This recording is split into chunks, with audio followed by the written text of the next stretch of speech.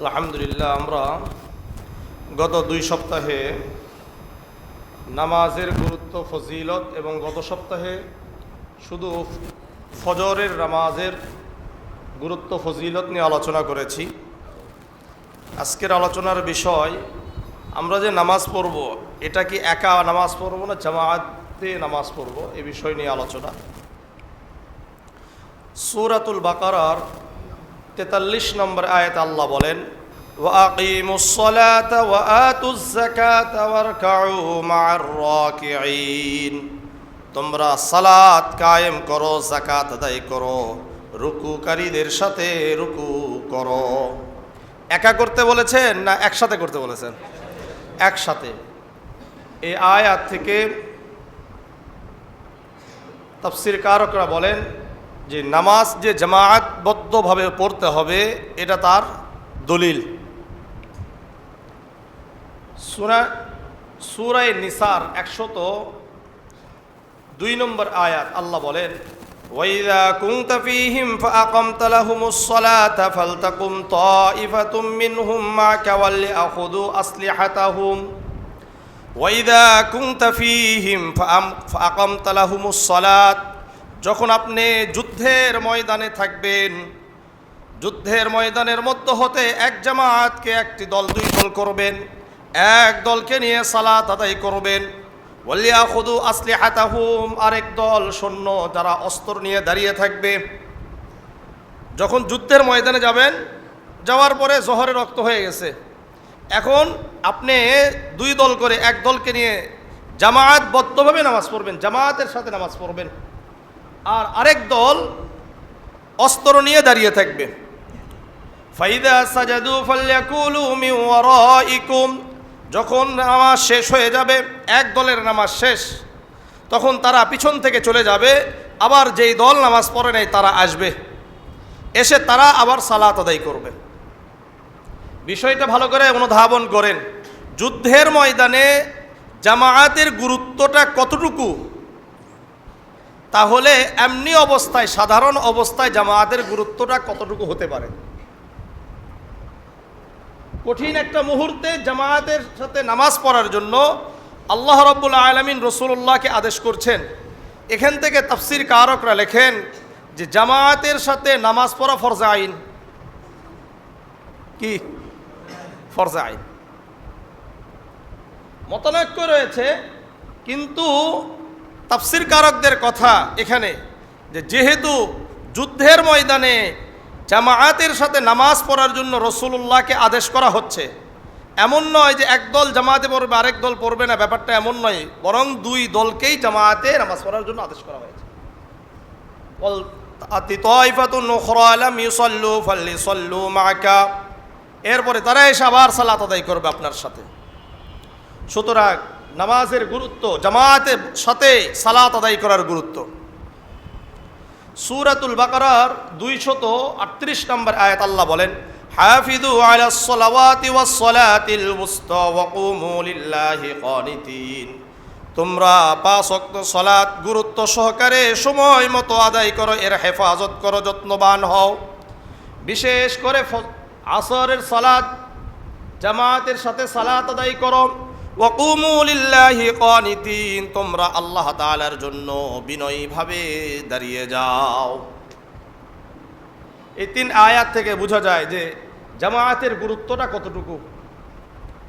আসেন সুনানে আবি দাউদের 552 নম্বর হাদিস, আন আব্দুল্লাহ ইবনে উম্মে মাকতুম রাদিয়াল্লাহু তাআলা আনহু সাআলা আন-নবিয়্য সাল্লাল্লাহু আলাইহি ওয়াসাল্লাম ফাকালা ইয়া রাসূলাল্লাহ ইন্নী রাজুলুন যারীরুল বাসার ওয়া শাসিউত তাদার ওয়া লিয়া কাঈদুন লা ইউলাইমুনি। আব্দুল্লাহ ইবনে উম্মে মাকতুম রাদিয়াল্লাহু তাআলা আনহু বর্ণনা করেন, আল্লাহর রাসূল সাল্লাল্লাহু আলাইহি ওয়াসাল্লামকে আব্দুল্লাহ ইবনে উম্মে মাকতুম রাদিয়াল্লাহু তাআলা আনহু জিজ্ঞাসা করলেন, হে আল্লাহর রাসূল, ইন্নী রাজুলুন যারীরুল বাসার, হে আল্লাহর রাসূল, আমি একজন অন্ধ ব্যক্তি। কি ব্যক্তি? অন্ধ ব্যক্তি। ওয়া শাসিউদ দারি, আমার ঘরটা মসজিদ থেকে অনেক দূরে, মসজিদ থেকেও কি দূরে। ওয়ালিয়া কাঈদুন লা ইউলাইমুনি, আমার একজন পথ চালক রয়েছে কিন্তু সে আমার আনুগত্য করে না, ঠিক মতো নামাজের ওয়াক্তে আসে না, আমি যে একা আসব এরকম কোনো অবস্থা নাই।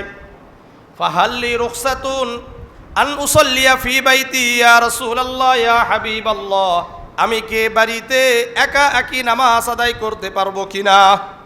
কি জিজ্ঞাসা করছে? এই যে একটা অবস্থা, আমি অন্ধ, আমার বাড়িটাও একটু দূরে, আবার যে আমাকে নিয়ে আসবে সেও ঠিকমতো আসে না, আমার অনুগত নয়, এখন আমি এই অবস্থায় বাড়িতে নামাজ পড়বো কিনা?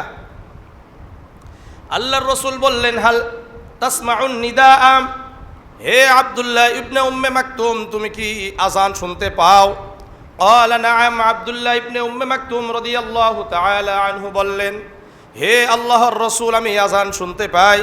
আল্লাহর রাসূল বললেন, লা আজিদু লাকা রুখসাতান, তাহলে আমি তোমাকে এই অনুমতি দিতে পারি না যে তুমি জামাতের সাথে আদায় না করে বাড়িতে সালাত আদায় করবা। এটা আমি তোমাকে এই অনুমতি দিতে পারবো না যে তুমি বাড়িতেই নামাজ পড়বা। কোথায়? বাড়িতেই নামাজ আদায় করবা। আজকে আমাদের অবস্থা একটু দেখেন, কেউ এসে বলে যে হুজুর বাড়িওয়ালা চাবি দেয় না, তা আপনি ওই বাড়িতে থাকবেন কেন? যে নাস্তিক পর্যায়ের, যে ফজরের সময় আপনাকে বের হতে দিবে না নামাজের জন্য, এ কি মুসলমান না নাস্তিক? পরিষ্কার কথা, নাস্তিক।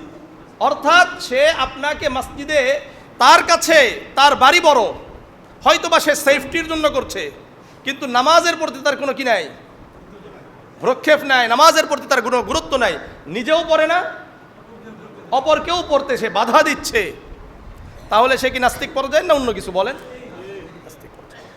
পরিষ্কার কথা। এটা যাই করুক না কেন, এটা যদি আমি করি তাহলে আমিও নাস্তিক পর্যায়ের, কারণ আমি মানুষকে কি সালাতের জন্য, জামাতে যাওয়ার জন্য বাধা দিচ্ছি।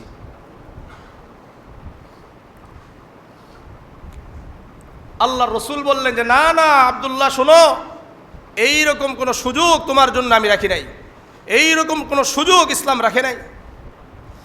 সুনানে আবি দাউদের 553 নম্বর হাদিস, عن عبد الله بن أم مكتوم رضي الله تعالى عنه قال يا رسول الله إن المدينة كثيرة الهوام والسباع يا رسول الله يا حبيب الله, এই যে মদিনা, এই মদিনায় অনেক কীট পতঙ্গ, জীব জন্তু রয়েছে, অর্থাৎ রাতে তো অনেক কীট পতঙ্গ বের হয়, সাপ বিচ্ছু বের হয়, এটা তো ভয়ঙ্কর একটা অবস্থা। এখন কি আমাকে বাড়িতেই নামাজ পড়বো না মসজিদে আসবো? আল্লাহর রাসূল বললেন, হাল তাসমাউ হাইয়া আলাস সালাহ হাইয়া আলাল ফালাহ, তুমি কি হাইয়া আলাস সালাহ, আসো আসো সালাতের দিকে আসো, হাইয়া আলাল ফালাহ, আসো কল্যাণের দিকে, সফলতার দিকে, এই বাক্যগুলো কি শুনতে পাও? আব্দুল্লাহ ইবনে উম্মে মাকতুম রাদিয়াল্লাহু তাআলা আনহু বললেন, আমি শুনতে পাই। আল্লাহর রাসূল বললেন, তাহলে অবশ্যই অবশ্যই তোমাকে মসজিদে এসে জামাতের সাথে নামাজ আদায় করতে হবে। কোথায়? মসজিদে আসতে হবে। একটু চিন্তা করেন বিষয়গুলো।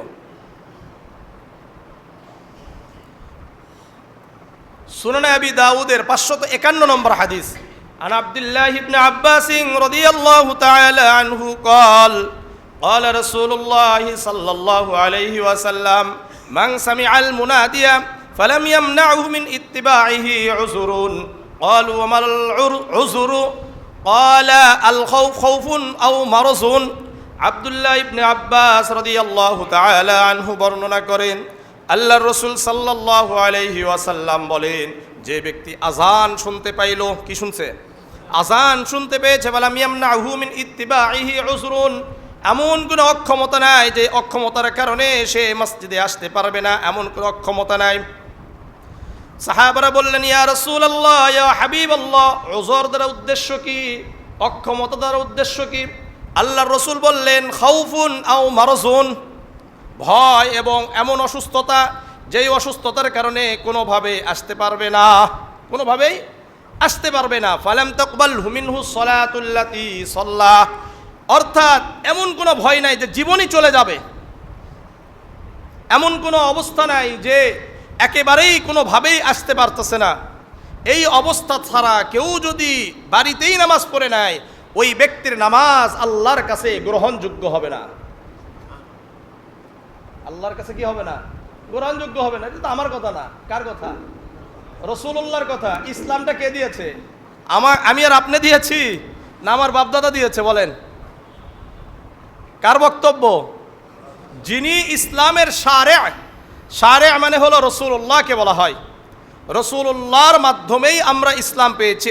ওই নবীর এই বক্তব্য যদি আপনি বড় কোনো অক্ষমতা ছাড়া নামাজ যদি বাড়িতে পড়েন, একা পড়েন, তাহলে আমার আপনার নামাজ আল্লাহর কাছে গ্রহণযোগ্য হবে না, কবুল হবে না। আমরা কিছু না হতেই কি করলাম? নামাজ ত্যাগ করে দিলাম, নামাজ ছেড়ে দিলাম, জামাতে আসলাম না। কই বা হুজুর বাড়িতে পড়ে নি, কি পড়ে? বাড়িতে পড়ে নেই। আল্লাহ আমাদেরকে হেফাজত করেন।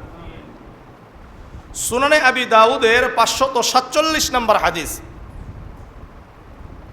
عن أبي الدرداء رضي الله تعالى عنه قال سمعت رسول الله صلى الله عليه وسلم يقول ما من ثلاثة في قرية ولا بدو لا تقام فيهم الصلاة إلا قد استحوذ عليهم الشيطان।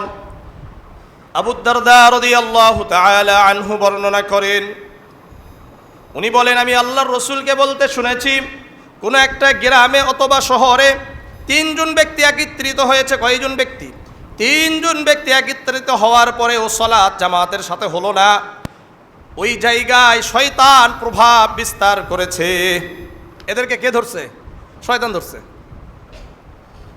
পাহাড়ে আছে তিনজন, কিন্তু জামাতবদ্ধভাবে নামাজ পড়ে নাই। রাসূল বলেন এদেরকে শয়তান ধরছে। কে ধরেছে বলেন? শয়তান ধরেছে। এরা জামাতবদ্ধভাবে জামাতের সাথে নামাজ আদায় করে নাই। ফালাইকা বিল জামাআ, আল্লাহর রাসূল বললেন শয়তানকে যদি তোমরা পরাজিত করতে চাও অবশ্যই অবশ্যই নামাজগুলো জামাতের সাথে আদায় করো। ফাইন্নামা ইয়াকুলুদ যিবুল কাসিয়াতা, কেননা নেকড়ে বকরিকে, ওই বকরিকে খেয়ে ফেলে যেই বকরি দল থেকে বিচ্যুত হয়ে যায়, যেই বকরি দল থেকে কি হয়? আলাদা হয়ে থাকে, অন্যদিকে চলে যায়, এই বকরিকে নেকড়ে খেয়ে ফেলে, বাঘ খেয়ে ফেলে। ঠিক তেমনিভাবে জামাতের সাথে নামাজ আদায় না করলে, আমি আপনি এককভাবে নামাজ আদায় করলে আমাকে আপনাকেও শয়তান কি করবে? পাকড়াও করবে। এই জন্য নামাজ কোনোভাবে জামাতের সাথে নামাজ ছাড়া যাবে না।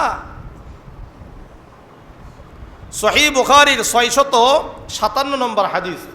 عن أبي هريرة رضي الله تعالى عنه قال قال رسول الله صلى الله عليه وسلم ليس صلاة أثقل على المنافقين من الفجر والعشاء। আবু হুরায়রা রাদিয়াল্লাহু তাআলা আনহু বর্ণনা করেন আল্লাহর রাসূল সাল্লাল্লাহু আলাইহি ওয়াসাল্লাম বলেন, ফজরের সালাত আর ইশার সালাত মুনাফিকদের জন্য কঠিন হয়ে যায়। মুনাফিকদের জন্য কোন কোন নামাজ পড়া কঠিন? ফজরের নামাজ আর ইশার নামাজ, এটা কঠিন। ওয়ালাউ ইয়ালামুনা মা ফীহিমা লাআতাউহুমা ওয়ালাউ হাবওয়ান। আল্লাহর রাসূল সাল্লাল্লাহু আলাইহি ওয়াসাল্লাম বললেন, তারা যদি এই ফজরের সালাত আর ইশার সালাত জামাতের সাথে আদায় করার ফজিলত যদি জানতো, তাহলে অবশ্যই অবশ্যই হামাগুড়ি দিয়ে হলেও নামাজে চলে আসতো। কি বলেন? হামাগুড়ি দিয়ে, বুঝেন তো তাহলে কি অবস্থা হলে আমাদের ঘাসা দরকার? হামাগুড়ি দিয়ে হলেও আমাদেরকে কোথায় আসতে হবে? মসজিদে আসতে হবে। আজকে কি আমরা আসি? একটু কিছু না হতেই আমরা কি জামাত ছেড়ে দিলাম, কিছু না হতেই জামাত ছেড়ে দিচ্ছি। অথচ আল্লাহ রাসূল সাল্লাল্লাহু আলাইহি ওয়াসাল্লাম বলছেন হামাগুড়ি দিয়ে হলেও তারা নামাজে আসতো। আল্লাহর রাসূলের পরে বললেন, লাকাদ হামামতু আন আমুরাল মুআদ্দিনা ফায়ুকিমা, আমার ইচ্ছা হয় আমি মুয়াজ্জিনকে বলি ইকামত দাও, কি করো? ইকামত দাও। সুম্মা আমারতু রাজুলান ফায়াউম্মান নাস, আরেকজন ব্যক্তিকে বলি তুমি ইমামতি করো, কি করো? ইমামতি করো। সুম্মা আখুযু শুলাম মিন নার, আর আমি একটি আগুনের মশাল নিই, ফাউহাররিকু আলা মান লা ইয়াখরুজু ইলা সলাতি বাদু, আর আমি গিয়ে তাদের ঘর বালিগুলো জ্বালিয়ে দিই যারা অনর্থক অর্থাৎ অক্ষমতা ছাড়া নামাজের জন্য জামাতে আসে নাই, যারা কোনো কারণ নাই, কারণ ছাড়াই বাড়িতে সালাত আদায় করছে। সালাত আদায় করছে না ব্যাপারটা এমন নয়, নামাজ পড়ছে না ব্যাপারটা এমন নয়, শুধুমাত্র কি করছে? বাড়িতে নামাজ পড়েছে, জামাতে আসে নাই, রসুল বলেন আমার ইচ্ছা হয় এই সমস্ত বাড়িগুলো আমি আগুন দিয়ে জ্বালিয়ে দিই। আজকে আমাদের অবস্থা একটু চিন্তা করেন, আমরা কোন অবস্থায় আছি? আল্লাহ আমাদেরকে সহি বুঝদান করেন। সহি মুসলিমের 654 নম্বর হাদিস, আনা আব্দুল্লাহ রাদিয়াল্লাহু তাআলা আনহু قال من سره أن يلقى الله غدا مسلما فليحافظ على هؤلاء الصلاة حيث ينادى بهن। আব্দুল্লাহ ইবনে মাসউদ রাদিয়াল্লাহু তাআলা আনহু বলেন, যে ব্যক্তি কাল কিয়ামতের ময়দানে আল্লাহ তাআলার সাথে খুশি অবস্থায় সাক্ষাৎ করতে চায়, ওই ব্যক্তি যেন ওই জায়গায় সালাত আদায় করে যেই জায়গায় আযান হয়, ইকামত হয়। যদি আল্লাহ তাআলার সাথে কিয়ামতের ময়দানে খুশি অবস্থায় সাক্ষাৎ করতে চায়, তাহলে 5 ওয়াক্ত নামাজ ওই জায়গায় পড়ার আদেশ করা হয়েছে যেই জায়গাতে আযান এবং ইকামত হয়। আযান ইকামত। ফাইন্নাল্লাহা শারআ লিনাবিয়িকুম সুনানাল হুদা। আল্লাহর রাসূল আব্দুল্লাহ ইবনে মাসউদ রাদিয়াল্লাহু তাআলা আনহু বলেন, নিশ্চয় আল্লাহ রাব্বুল আলামিন তোমাদের নবীদের জন্য এই নামাজগুলোকে নির্ধারণ করেছেন, ফরজ করেছেন। ওয়া ইন্নাহুন্না মিন সুনানিল হুদা। আর এই জামাত, এই নামাজগুলো জামাতের সাথে আদায় করা এটা হেদায়েতের অন্তর্ভুক্ত। জামাতের সাথে যদি আপনি নামাজ পড়েন তাহলে আপনি হেদায়েত প্রাপ্ত হবেন, আপনি হেদায়েত পাবেন। যদি জামাতকে ছেড়ে দেন,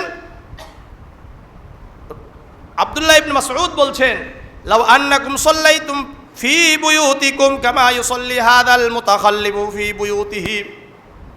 যদি তোমরা পশ্চাৎগামীদের মতো একাকী বাড়িতে সালাত আদায় করো, লা তারাকতুম সুন্নাত নবিয়িকুম, তোমরা তোমাদের নবীদের সুন্নতগুলোকে ছেড়ে দিলে, নবীর সুন্নতকে ছেড়ে দিলা। ওয়ালাউ তারাকতুম সুন্নাত নবিয়িকুম লাদালালতুম, আর তোমরা যদি নবীর সুন্নতকে ছেড়ে দাও তাহলে অবশ্যই অবশ্যই পথভ্রষ্ট হয়ে যাবে। কি হবে? পথভ্রষ্ট হবে। আজকে আমরা জামাতকে ছেড়ে দিচ্ছি, মূলত নবীর সুন্নতকে ছেড়ে দিই। নবীর জন্য আল্লাহ রাব্বুল আলামিন যেই শরীয়তকে নির্ধারণ করেছে এটাকে আমরা ছেড়ে দিলাম। এখন এটাকে যদি ছেড়ে দিই তাহলে আমরা কি ভালো, অর্থাৎ সিরাতে মুস্তাকিমের উপরে থাকবো না পথভ্রষ্ট হব? পথভ্রষ্ট হব। ওমা মিন রাজুলিন ইয়াতাতাহহারু ফায়াহসিনুত তুহুরা। আল্লাহর রাসূল সাল্লাল্লাহু আলাইহি ওয়াসাল্লাম বলেন, যে ব্যক্তি ভালো করে ওযু করলো, পবিত্র হলো, সুম্মা ইয়ামিদু ইলা মসজিদিন মিন হাদিহিল মাসাজিদ, এরপরে মসজিদের দিকে অগ্রসর হলো, ইল্লা কাতাবাল্লাহু লাহু বিকুল্লি খাতওয়াতিন ইয়াখতুহা হাসানাতান। আল্লাহ রাব্বুল আলামিন প্রতিটি কদমের বিনিময়ে আল্লাহ রাব্বুল আলামিন একটি করে নেকি লিখতে থাকবেন। ওয়া ইয়ারফাউহু বিহা দারাজাতান, একটি কদমের বিনিময়ে আল্লাহ তাআলা একটি করে মর্যাদা বৃদ্ধি করে দিবেন। ওয়া ইয়ামহু আনহু বিহা সাইয়্যাতান, আল্লাহ রাব্বুল আলামিন একটি কদমের বিনিময়ে একটি পা অগ্রসর হবে, আল্লাহ তাআলা একটি করে গুনাহ আল্লাহ ক্ষমা করে দিবেন। কি করে দিবেন? এগুলো ক্ষমা করে দিবেন। এরপরে আব্দুল্লাহ ইবনে মাসউদ রাদিয়াল্লাহু তাআলা আনহু বলছেন, ওয়ালাকাদ রাআইতুনা মা ইয়াতাখাল্লাফু আনহা ইল্লা মুনাফিকুন মালুমুন নিফাক। শুধুমাত্র আমাদের সময় আমরা দেখতাম তারাই জামাতকে ছেড়ে দিত যারা একেবারে প্রকাশ্যে মুনাফিক ছিল। প্রকাশ্য মুনাফিক ছাড়া কেউই জামাত ছাড়তো না। যাদের অন্তরে মুনাফিকি আছে তারাও জামাত ছাড়ার সাহস করতো না। একেবারে যারা প্রকাশ্যে মুনাফিকি করত এরাই একমাত্র জামাত ছেড়ে দিত। ওয়ালাকাদ কানা আর-রাজুলু ইউতা বিহি ইউহাদা বাইনার রাজুলি হাত্তা ইকামা ফিস সাফফি। আব্দুল্লাহ ইবনে মাসউদ রাদিয়াল্লাহু তাআলা আনহু বলেন, আমাদের সময় যে ব্যক্তি দুইজন ব্যক্তির ঘাড়ে ভর দিয়ে মসজিদে আসতে পারতো তাদেরকেও মসজিদে এনে জামাতের কাতারে দাঁড় করিয়ে দেওয়া হতো। ঘাড়ে কি ভর করে যদি আসা যায়, এরপরেও তারা মসজিদে আসতো, এসে মসজিদের কাতারে তাদেরকে দাঁড় করে দেওয়া হতো। অথচ আজকে আমাদের জামাতের গুরুত্ব নাই। অনেকেই নামাজ পড়ে কিন্তু জামাতকে গুরুত্ব দেয় না, বিশেষ করে ফজরের সালাতে গুরুত্ব নাই বললেই চলে। একটু কারণে, একটু কি হয়েছে, দোকানে একটু ভিড়, নামাজকে জামাতকে ছেড়ে দিলাম, পরে এসে বাইরে নামাজ পড়ে। অথচ উচিত ছিল এই সময় বলে দেওয়া যে এখন নামাজের ওয়াক্ত, আমি এখন নামাজে যাব, এরপরে যদি আসেন তাহলে আমাকে পাবেন, না হলে দরকার নেই। বরকত দেওয়ার মালিককে, রিজিকের মালিককে। আপনি শুরু করেন, দেখেন আল্লাহ তাআলা আপনাকে আমাকে রিজিক দেয় কিনা। আল্লাহ তাআলা অবশ্যই অবশ্যই রিজিক বৃদ্ধি করে দিবেন। রিজিক কি করে দিবেন? বৃদ্ধি করে দিবেন। এই জন্য একটু চেষ্টা করেন, একটু বুঝার চেষ্টা করেন। আল্লাহ আমাদেরকে বুঝার তৌফিক দান করেন। আল্লাহ আমাদেরকে বুঝার তৌফিক দান করেন। সুনান আবি দাউদের 554 নম্বর আরেকটা হাদিস।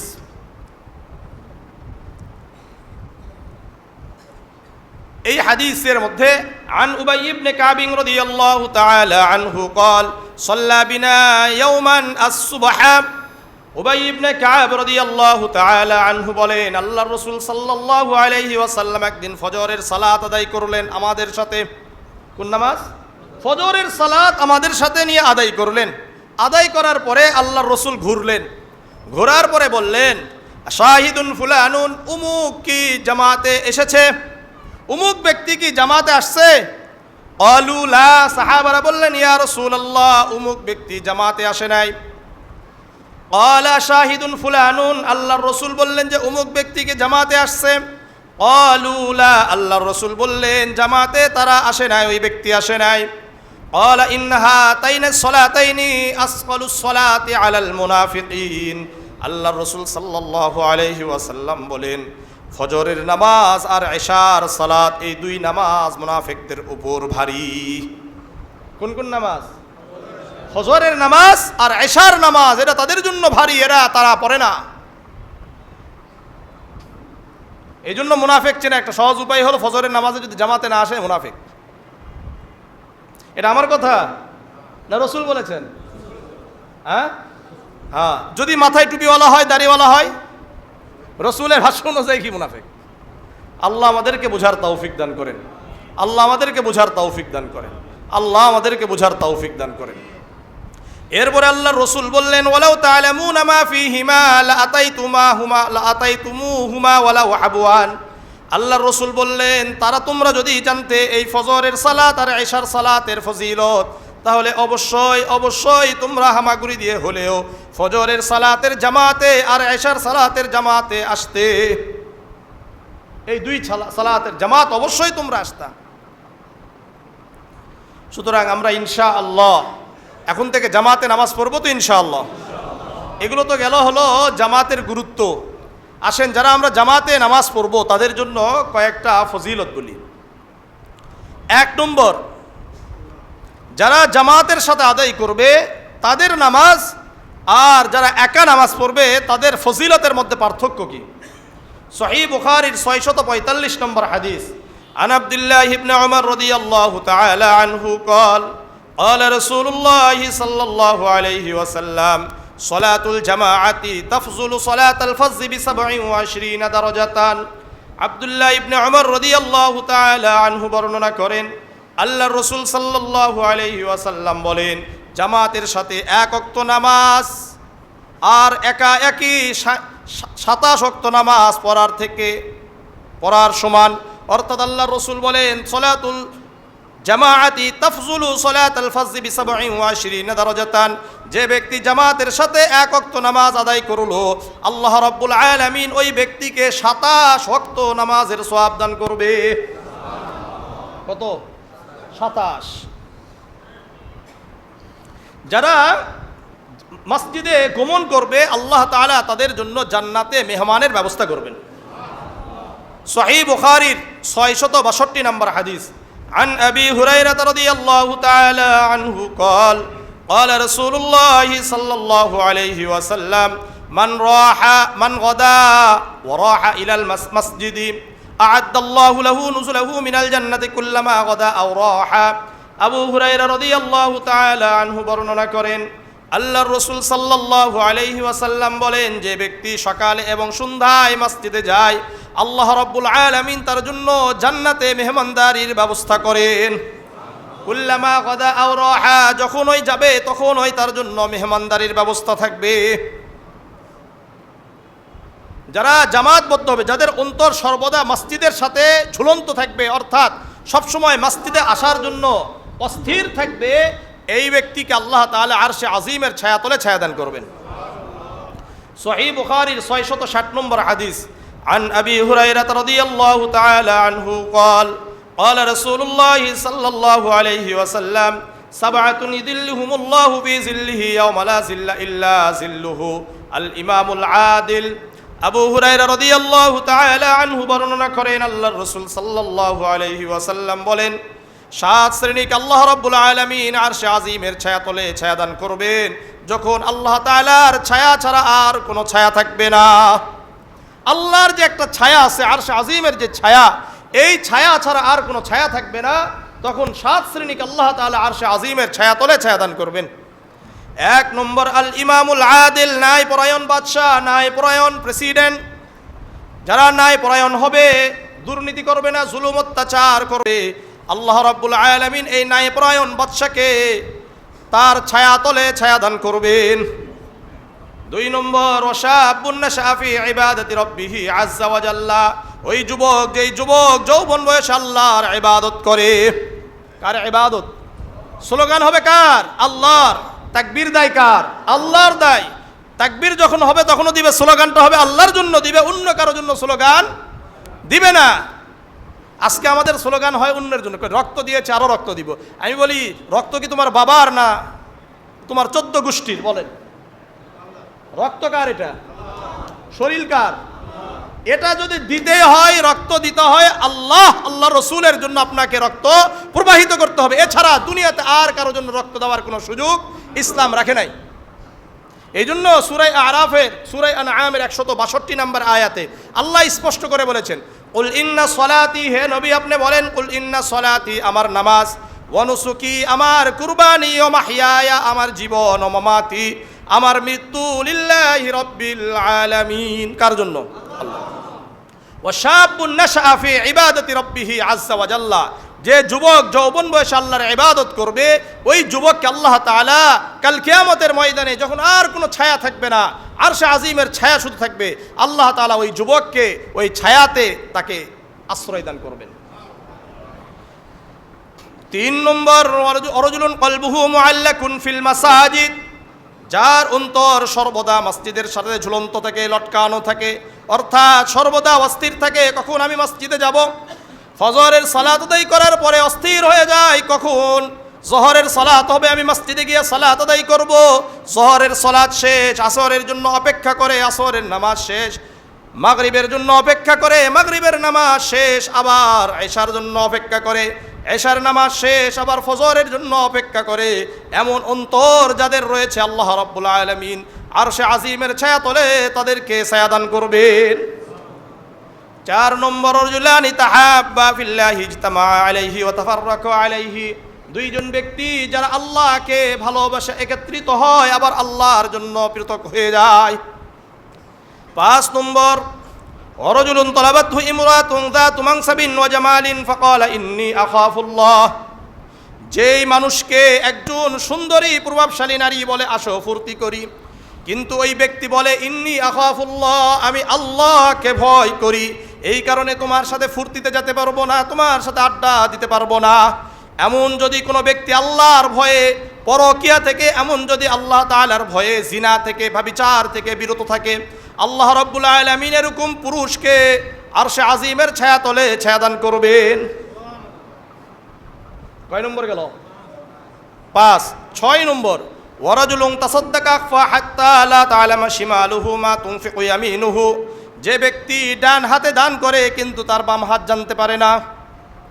ডান হাত দান করলে বাম হাত জানে না, এরকম যারা আছে এদেরকে আল্লাহ তাআলা আরশে আজিমের ছায়াতলে ছায়াদান করবেন। আর আমরা বিভিন্নভাবে সিস্টেমে হুজুরের মাধ্যমে জানায়া দিই যে আমি মসজিদে এটা এটা দান করছি। 7 নম্বর ওয়ারাজুলুন যাকারাল্লাহ খালিয়ান ফাফাযাত আইনাহু, যে ব্যক্তি নির্জনে আল্লাহ তাআলার জিকির করে আর তার 2 চক্ষু দিয়ে অশ্রু ঝরে পড়ে, এরকম নির্জনে আল্লাহ তাআলার জিকিরকারীকেও কিয়ামতের ময়দানে আরশে আজিমের ছায়াতলে ছায়াদান করবেন। তাহলে যদি আমরা সর্বদা মসজিদের সাথে আমাদের অন্তরটা লেগে থাকে, তাহলে আমাদেরকে আল্লাহ তাআলা আরশ আজিমের ছায়াতলে ছায়াদান করবেন। সহিহ মুসলিমের 251 নম্বর হাদিস, عن أبي هريرة رضي الله تعالى عنه قال قال رسول الله صلى الله عليه وسلم ألا أدلكم على ما يمحو الله به الخطايا ويرفع به الدرجات। আবু হুরায়রা রাদিয়াল্লাহু তাআলা আনহু বর্ণনা করেন, আল্লাহর রাসূল সাল্লাল্লাহু আলাইহি ওয়াসাল্লাম বলেন, আমি কি তোমাদেরকে এমন আমলের কথা বলবো না যে আমল করলে তোমাদের গুনাহগুলো ক্ষমা হয়ে যাবে? আল্লাহ রাব্বুল আলামিন যে আমলগুলোর কারণে তোমাদের মর্যাদা বৃদ্ধি করে দিবেন। ক্বালু বালা ইয়া রাসূলুল্লাহ, সাহাবারা বললেন, হে আল্লাহর রাসূল, অবশ্যই অবশ্যই আমাদেরকে জানিয়ে দেন। আল্লাহর রাসূল বললেন, ইসবাগুল ওযুহি আলাল মাকারিহি, কষ্ট সত্ত্বেও তোমরা ওযু করো। যাদের কষ্ট হয় এরপরেও ওযু করে, এই যে আমরা ঠান্ডার সময় মসজিদে আসি না, কি কারণে? ঠান্ডা লাগবে, কষ্টের কারণে ওযু করে না। রাসূল বলেন, যারা কষ্ট সত্ত্বেও ওযু করবে। 2 নম্বর, ওয়াকাসরাতুল খুতা ইলাল মাসাজিদ, ওয়াকাসরাতুল খুতা ইলাল মাসাজিদ। আল্লাহর রাসূল সাল্লাল্লাহু আলাইহি ওয়াসাল্লাম বলেন, যাদের পা অধিক পরিমাণে মসজিদে গমন করবে, মসজিদে গমন করা অধিক পা, এগুলো গুনাহ ক্ষমা করে দেয়, মর্যাদা বৃদ্ধি করে দেয়। 3 নম্বর, ওয়া ইনতিদারুস সালাতি বাদাস সালাত, এক নামাজের পরে আরেক নামাজের জন্য অপেক্ষা করবে। এক নামাজের পরে আরেক নামাজের জন্য অপেক্ষা। ফাযালিকুমুর রিবাত, আল্লাহর রাসূল বললেন, এটা তোমাদের জন্য গার্ড হয়ে যায়। কি হয়ে যায়? গার্ড। গার্ড মানে কি? পাহারাদার। অর্থাৎ কেউ যদি সবসময় অর্থাৎ কষ্ট হলেও ওযু করে, সর্বদা মসজিদে আসে, এক নামাজের পর আরেক নামাজের জন্য অপেক্ষা করতে থাকে, এদেরকে শয়তান ধোঁকা দিতে পারে না। কারণ এই 3টা জিনিস তাকে পাহারা দেয় শয়তান থেকে। শয়তান থেকে পাহারা দেয়। এই জন্য মসজিদে আসা। কোথায়? মসজিদে আসলে এই লাভ আছে। যারা মসজিদে আসে এরা হল আল্লাহ তাআলার মেহমান। কার মেহমান? আল্লাহর মেহমান। আল মুআজামুল কাবীর একটা কিতাব আছে, এই কিতাবের 6139 নম্বর হাদিস। আন সালমান আল ফারসি রাদিয়াল্লাহু তাআলা আনহু قال قال رسول الله صلى الله عليه وسلم من توضأ في بيته فأحسن الوضوء। সালমান ফারসি রাদিয়াল্লাহু তাআলা আনহু বর্ণনা করেন, আল্লাহর রাসূল সাল্লাল্লাহু আলাইহি ওয়াসাল্লাম বলেন, যে ব্যক্তি ভালো করে বাড়িতে ওযু করলো, সুম্মা আতাল মসজিদ, এরপরে মসজিদে গমন করলো, ফাহুয়া যাইরুল্লাহ, ওই ব্যক্তি আল্লাহর মেহমান। ওই ব্যক্তি কার মেহমান? আল্লাহর মেহমান। আল্লাহর রাসূল বলেন, ফাহাক্কু আলাল মাযুরি আন ইউকরিমা যাইরা, আর প্রত্যেক মেজবানের জন্য এটা অপরিহার্য মেহমানকে সম্মান করা। যারা মেজবান, ঘর কার? আল্লাহর না? তাই ঘরের মেজবানকে আল্লাহ, আমরা সবাই কি? আমরা মেহমান। সুতরাং আমাদেরকে সম্মান করা এটা অপরিহার্য কার? এখন জাহান্নাম যদি দেয় তাহলে কি আমাদেরকে সম্মান করা হলো না অসম্মান করা হলো? তাহলে মসজিদে আসলে আল্লাহ তাআলার আমরা মেহমান হয়ে যাই, আর আল্লাহর যদি আমরা মেহমান হতে পারি তাহলে আল্লাহ আমাদেরকে কি দিবেন? জান্নাত দিবেন। এটা তো স্বাভাবিক ব্যাপার, তাই না? যারা মসজিদে আসবে, জামাতের সাথে সালাত আদায় করবে, বিশেষ করে ফজরের সালাত আর ইশার সালাত, তাদের ব্যাপারে আরেকটা হাদিস সহিহ মুসলিমের 1377 নম্বর হাদিস। عن عثمان بن عفان رضي الله تعالى عنه قال سمعت النبي صلى الله عليه وسلم يقول من صلى العشاء في جماعة فكأنما قام نصف الليل। উসমান ইবনে আফফান রাদিয়াল্লাহু তাআলা আনহু বর্ণনা করেন, আমি আল্লাহর রাসূলকে বলতে শুনেছি, আল্লাহর রাসূল বলেন, যে ব্যক্তি ইশার সালাত জামাতের সাথে আদায় করলো, ওই ব্যক্তি যেন অর্ধরাত্রি ইবাদতে কাটিয়ে দিল। ওমান সাল্লাস সুবহা ফি জামাআতিন ফাকান্নামা সাল্লাল লাইলা কুল্লাহু, আর যে ব্যক্তি ফজরের সালাত জামাতের সাথে আদায় করলো, ওই ব্যক্তি যেন সারা রাত ইবাদতে কাটিয়ে দিল। যারা মসজিদে এসে জামাতের সাথে সালাত আদায় করে, এদের জিম্মাদারি আল্লাহ তাআলার। কার? আল্লাহ তাআলার জিম্মাদারি।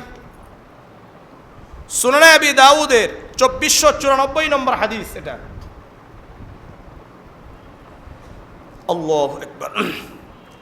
عن أبي أمامة الباهلي رضي الله تعالى عنه قال قال رسول الله صلى الله عليه وسلم ثلاثة كلهم ضامن على الله عز وجل আবু উমামা আল বাহিলি রাদিয়াল্লাহু তাআলা আনহু বর্ণনা করেন আল্লাহর রাসূল সাল্লাল্লাহু আলাইহি ওয়াসাল্লাম বলেন তিন ব্যক্তির জিম্মাদারি আল্লাহ তাআলার উপরে।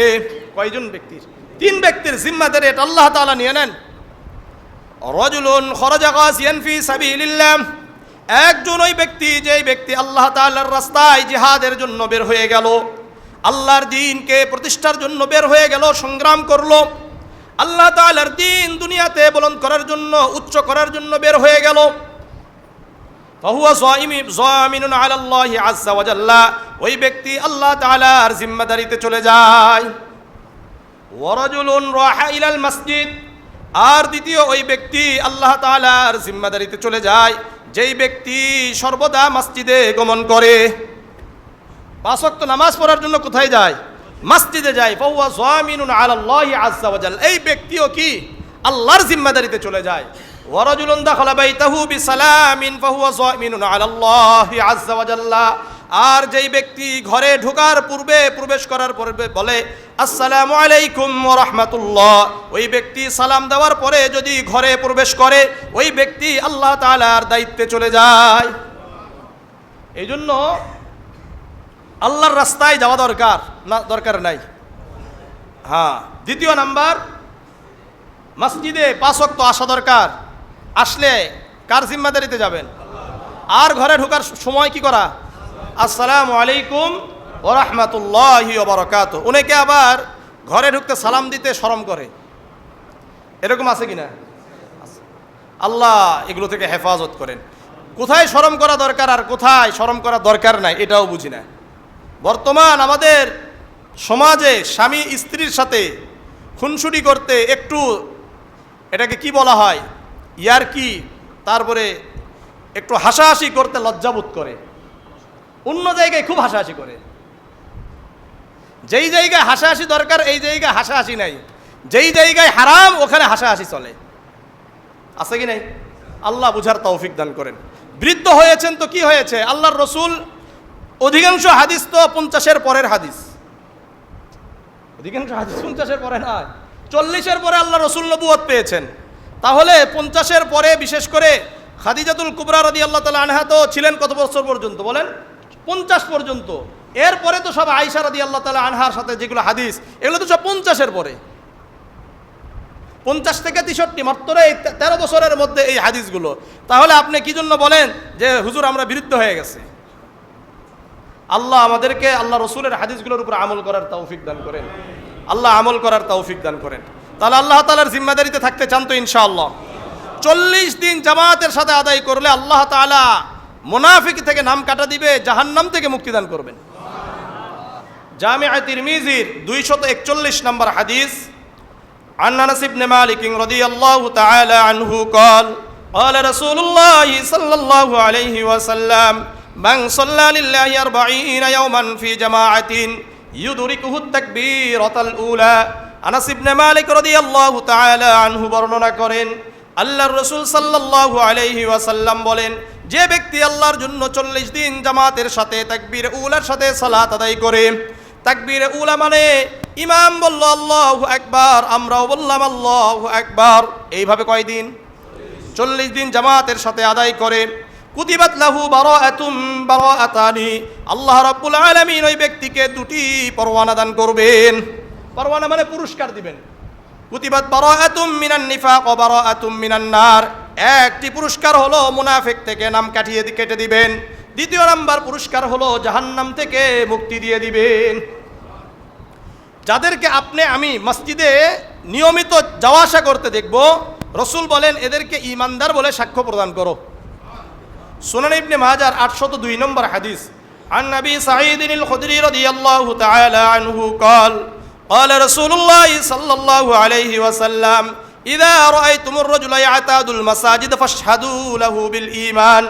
আবু সাঈদ খুদরি রাদিয়াল্লাহু তাআলা আনহু বর্ণনা করেন আল্লাহর রাসূল সাল্লাল্লাহু আলাইহি ওয়াসাল্লাম বলেন, যে ব্যক্তিকে তোমরা মসজিদে গুমন করা অভ্যস্ত হতে দেখো, অর্থাৎ সর্বদাই মসজিদে আসে, 5 ওয়াক্ত সালাতে মসজিদে আসে, ওই ব্যক্তির ঈমানদার বলে তোমরা সাক্ষ্য প্রদান করো। আল্লাহ রাব্বুল আলামিনের একটি আয়াত আল্লাহর রাসূল তেলাওয়াত করলেন, ইন্নামা ইয়ামুরু মাসাজিদাল্লাহ মান আমানা বিল্লাহি ওয়াল ইয়াউমিল আখির ওয়া আকামাস সালাতি ওয়া আতাজ যাকাতা ওয়া লাম ইয়াখশা ইল্লাল্লাহ। মসজিদের দায়িত্ব কারা পালন করবে? আল্লাহ রাব্বুল আলামিন বলেন, ইন্নামা ইয়ামুরু মাসাজিদাল্লাহ, মসজিদের দায়িত্ব পালন করবে মান আমানা বিল্লাহ, যারা আল্লাহকে বিশ্বাস করে, ওয়াল ইয়াউমিল আখির, আখিরাতকে বিশ্বাস করে, ওয়া আকামাস সালাত, নামাজ আদায় করে, যাকাত আদায় করে, ওয়া লাম ইয়াখশা ইল্লাল্লাহ, আল্লাহ ছাড়া অন্য কাউকে ভয় করে না। এই জন্য মসজিদ কমিটিতে থাকা দরকার যারা 5 ওয়াক্ত নামাজি হবে, আল্লাহ ছাড়া অন্য কাউকে ভয় করবে না, এমন হওয়া দরকার। আজকে খুবই দুঃখের বিষয়, অধিকাংশ মসজিদগুলোর অবস্থা হলো যারা কমিটিতে থাকে তারা নামাজ ঠিকমতো আদায় করে না, তারা আল্লাহকে ভয় করে না, আল্লাহ ছাড়া অন্য কাউকে ভয় করে, অন্য কাউকে ভয় করে।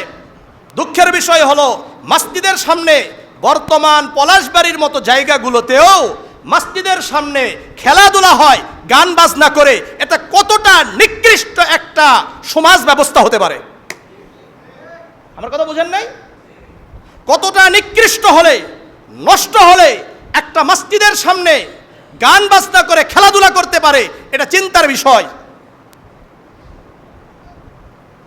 আমি যদি একটু শক্তিশালী হতাম, আপনি যদি একটু বাধা দিতাম, তাহলে এরকম নোংরামি কাজ মসজিদের সামনে করার সাহস হতো না। অথচ হচ্ছে মসজিদের সামনে। এটা কিভাবে হয়? এটা কি সম্ভব? আমি কসম করে বলছি, যদি আমার মসজিদের সামনে এরকম হয়, আর যদি বাধা না দিতে পারে, হয়তো বাধা দেওয়ার চেষ্টা করব, আর না হলে মসজিদ ছেড়ে চলে যাব।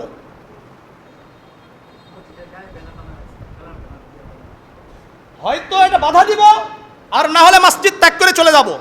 তারপরে আল্লাহর কাছে বলতে পারবো, আল্লাহ আমি চেষ্টা করেছি, চেষ্টা আমার কথা মানে নাই, আমি এই সমাজ ছেড়ে চলে গেছি। কথা বুঝেন না? কষ্ট, এতটা কষ্ট লাগছে বিষয়গুলো, অথচ এটা নিয়ে কোনো ভ্রুক্ষেপ নাই। এই এলাকার অনেক যুবক রয়েছে যারা নাকি এই খেলার সাথে সম্পৃক্ত।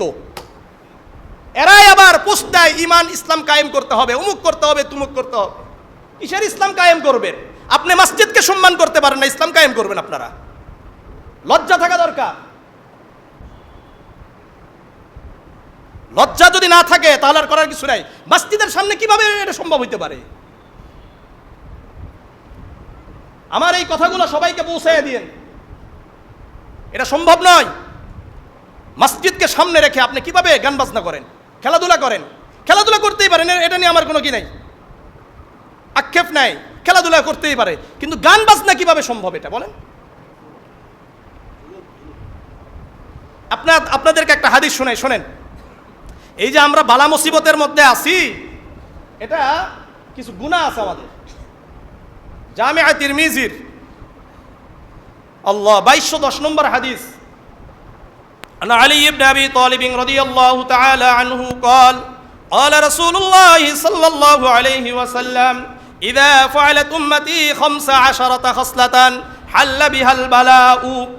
আলী ইবনে আবি তালিব রাদিয়াল্লাহু তাআলা আনহু বর্ণনা করেন, আল্লাহর রাসূল সাল্লাল্লাহু আলাইহি ওয়াসাল্লাম বলেন, যখন আমার উম্মত 15টা গুনাহের সাথে লিপ্ত হবে, ওই সময় আমার উম্মত সকল প্রকার বালা মুসিবত দ্বারা তারা জর্জরিত হয়ে যাবে। কয়টা গুনাহ? 15টা গুনাহ। 1 নম্বর, ইযা কানাল মাগনামু দুওয়ালান, যখন রাষ্ট্রীয় সম্পদ ব্যক্তিগত সম্পদে পরিণত হবে। 1 নম্বর কি? রাষ্ট্রীয় সম্পদ ব্যক্তিগত সম্পদে পরিণত হয়েছিল। 2 নম্বর, ওয়াল আমানাতু মাগনামান, আমানতের মাল লুটেরা মাল হিসাবে গণ্য হবে। 3 নম্বর, ওয়াজ যাকাতু মাগরামান, যাকাত দেওয়া হবে জরিমানা হিসাবে। কি হিসাবে দেয়? জরিমানা হিসাবে দেয়। 4 নম্বর, ওয়া তাআর রাজুলু যাওজাতাহু, পুরুষরা তাদের স্ত্রীদের আনুগত্য করবে। ওয়া আক্কা উম্মাহু, 5 নম্বর, মায়ের অবাধ্য হবে। কার? মায়ের অবাধ্য হবে, আর স্ত্রীর কি করবে? আনুগত্য করবে। 6 নম্বর, ওয়াবাররা সাদিকাহু, বন্ধুদের সাথে ভালো আচরণ করবে। ওয়াজাফা আবাহু, বাবার সাথে খারাপ আচরণ করবে। কার সাথে? বাবার সাথে খারাপ আচরণ করবে। 8 নম্বর ওয়ারতাফাতিল আসওয়াতু ফিল মাসাজিদ, মসজিদগুলোতে হই হাল্লা শুরু হয়ে যাবে। 9 নম্বর ওয়াকানা যাঈমুল কওমি আরসালাহুম, এলাকার নিকৃষ্ট ব্যক্তি নেতাগিরি করবে। আর 10 নম্বর ওকুরিমার রাজুল মাখাফাতাশা হবে, অর্থাৎ প্রতিটি অনুষ্ঠানে বাদ্যযন্ত্র থাকবে। বাদ্যযন্ত্র ছাড়া বিবাহ শাদী হবে না, বাদ্যযন্ত্র ছাড়া খেলাধুলা হবে না, বাদ্যযন্ত্র ছাড়া কোনো অনুষ্ঠান পরিচালিত হবে না। সব জায়গায় বাদ্যযন্ত্র আছে কেন? এই যে আল্লাহ রসুলের এই হাদিস। তখন আমরা কি হব? বিভিন্নভাবে বিপদে পড়ে যাব। 15 নম্বর ওয়ালানা আখিরু হাদিহিল উম্মতি আউওয়ালাহা, আর 15 নম্বর শেষ যুগের মানুষরা আগের যুগের মানুষদেরকে, সাহাবাদেরকে, তাবেঈনদেরকে নিয়ে গালমন্দ করবে। ফালইরতাকিবু ইনদা যালিকা রিহান হামরা ওয়া খাসফান ওয়া মাসখান। আল্লাহর রাসূল বলেন, শোনো, এই যে 15টা গুনাহ যদি তোমরা দেখতে পাও তোমাদের মধ্যে চলে আসে, তাহলে তোমরা অগ্নিবায়ুর অপেক্ষা করো। মাঝে মাঝেই দেখবেন বিভিন্ন জায়গায় আগুন লেগে যায়, মানে কোনো কারণ ছাড়াই আগুন। ভূমিধস দেখতে পাবা, ঘূর্ণিঝড় আসবে, ভূমিধস, অর্থাৎ একটার পর একটা ভূমিধস হতে থাকবে। আর ওয়ামাসখান, দেখবেন বিভিন্ন ব্যক্তির চেহারা বিকৃত হয়ে যাবে। আজকে আমাদের অবস্থা।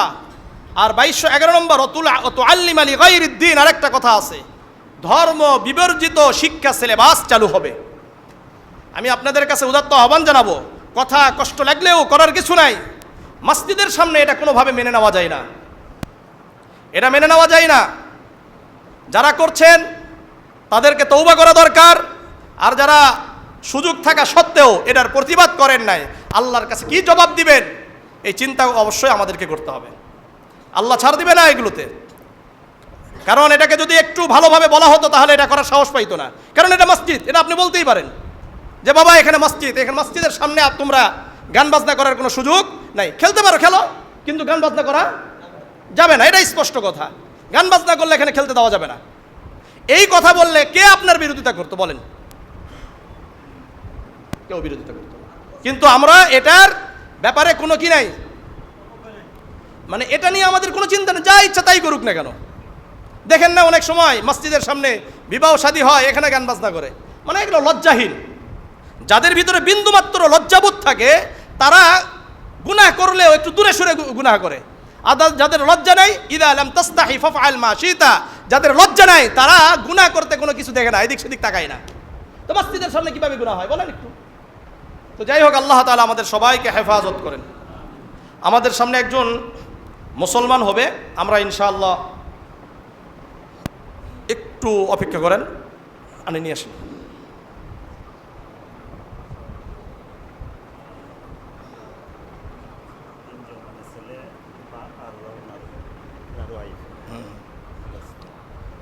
আচ্ছা, মাশাআল্লাহ, আলহামদুলিল্লাহ। এর নাম আগে ছিল হলো জিতু। এ হলো আসলে ওই হিন্দু অবস্থায় মসজিদে আসা যাওয়া করতো, বুঝে আসছে? এই সবসময় মসজিদে আসতো, আপনারা অনেকেই চিনেন একে, বুঝে আসছে? এখন এর নাম হলো আব্দুর রহিম। হ্যাঁ, তো এ আসা যাওয়া করতো। এর দেখা দেখি এর বাবা মুসলমান হওয়ার জন্য উদ্বুদ্ধ হয়, এরপরে বাবার সাথে কথা বলা হয়। আলহামদুলিল্লাহ, এর পিছনে আমাদের মৌলানা হারুন সাহেবের অনেক বড় অবদান রয়েছে। বারবার ওনাদের পিছনে মেহনত করেছেন। আল্লাহ রাব্বুল আলামিন আজকে তাদেরকে ইসলামের ছায়াতলে ছায়াদান করেছেন। এটা বিশাল বড় ব্যাপার। আল্লাহ রসুল সাল্লাল্লাহু আলাইহি ওয়াসাল্লাম বলেন, যখন কেউ ইসলাম গ্রহণ করে সঙ্গে সঙ্গে তার পিছনের সমস্ত গুনাহ আল্লাহ মাফ করে দেন। সমস্ত গুনাহ, পিছনে যা ছিল এটা আর কি থাকবে না, তার কোনো গুনাহ থাকবে না। এখন থেকে আবার নতুনভাবে সে কি করবে, জীবনযাপন শুরু করে দিবে। এখন থেকে যেই গুনাহগুলো করবে এই গুনাহগুলো তার কি হবে, কাউন্ট হবে। আগে যা ছিল এগুলো সব গিয়ে আল্লাহ তাআলা মাফ করে দিবেন। সুতরাং আমার সাথে আবার কালেমা পড়বে ইনশাল্লাহ, একটু আমরা সবাই পড়বো ইনশাল্লাহ। আমার সাথে আসেন, বলেন আশহাদু আল্লা ইলাহা ইল্লাল্লাহু ওয়াহদাহু লা শারীকা লাহু ওয়া আশহাদু আন্না মুহাম্মাদান আবদুহু ওয়া রাসূলুহু। আলহামদুলিল্লাহ, আপনারা মুসলমান হয়েছেন, বুঝে আসছে? আপনার নাম হলো আব্দুল কাদের আর আব্দুর রহিম, আর ওনার স্ত্রীর নাম আসিয়া রাখা হয়েছে। আমরা ইনশাআল্লাহ ওনাদেরকে সহযোগিতা করার জন্য চেষ্টা করব। আপনারা এটা জানেন যে যারা ইসলাম গ্রহণ করে তারা কিন্তু পুরা তাদের গোষ্ঠী থেকে আলাদা হয়ে যেতে হয়। তাদের সহযোগিতা বলতে আর তাদের গোষ্ঠীর কেউ থাকে না। তাদেরকে এখন সহযোগিতা করা দরকার কাদের? আমাদের। একটা ব্যাপার হলো ইসলামে এরকম ফান্ড থাকা দরকার ছিল, যদিও আমাদের নাই। এই জন্য আমরা যদি কি করি, একটু সহযোগিতা করি ইনশাআল্লাহ, তাহলে ওনাদের জন্য সহজ হয়। কি বলেন আপনারা? করবেন তো ইনশাআল্লাহ? আমি আগামী সপ্তাহে ওনার জন্য আপনাদের কাছে সহযোগিতা চাবো ইনশাআল্লাহ। ওই সপ্তাহ আপনারা সহযোগিতা করবেন ইনশাআল্লাহ। ঠিক আছে তো ইনশাআল্লাহ? আগে থেকে ইনশাআল্লাহ বাড়ি থেকে ওনাদের নিয়তে ইনশাআল্লাহ নিয়ে আসবেন। আল্লাহ রাব্বুল আলামিন এর বিনিময়ে, এর ওসিলায় আল্লাহ রাব্বুল আলামিন আমাদেরকেও ক্ষমা করে দিবেন ইনশাআল্লাহ। ঠিক আছে তো ইনশাআল্লাহ? আল্লাহ রাব্বুল আলামিন আমাদের সবাইকে কবুল করেন। আল্লাহ কবুল করেন, আল্লাহ কবুল। আব্দুর রহিম, আশহাদু আল্লা ইলাহা, আমি সাক্ষ্য প্রদান করছি আল্লাহ ছাড়া কোনো মাবুদ নাই, আল্লাহ তাআলার কোনো শরীক নাই। ওয়া আশহাদু আন্না, আমি আরও সাক্ষ্য প্রদান করছি আন্না মুহাম্মাদান, মুহাম্মদ সাল্লাল্লাহু আলাইহি ওয়াসাল্লাম আবদুহু, আল্লাহর বান্দা এবং তার রসুল। আল্লাহ তাআলা আমাদের সবাইকে ইসলামকে পূর্ণাঙ্গভাবে মেনে চলার তৌফিক দান করেন। আলহামদুলিল্লাহ, আলহামদুলিল্লাহ। আস্তাগফিরুল্লাহ, আস্তাগফিরুল্লাহ।